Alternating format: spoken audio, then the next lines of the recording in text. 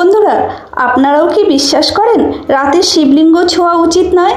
তাহলে কেন বছরের শ্রেষ্ঠ রাত শিবরাত্রিতেই সবাই শিবলিঙ্গ পুজো করে? এর পেছনে আসল রহস্য কি আপনি জানেন? আমরা কি মহাদেবকে ভয় পাই নাকি ভালোবাসি? অনেকেই বলেন রাতে শিবলিঙ্গ স্পর্শ করা বারণ, কিন্তু পরমেশ্বর কি কখনো তার সন্তানের ডাকে সাড়া দিতে সময় দেখেন? চলুন আজ জানি শিবরাত্রির সেই অদ্ভুত মাহাত্ম্যের কথা। ভয় নয়, ভক্তি হলো সবচেয়ে বড় শক্তি।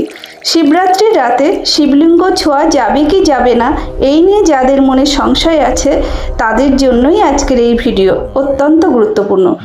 আজকের ভিডিওটি কেমন লাগলো কমেন্টে অবশ্যই জানান।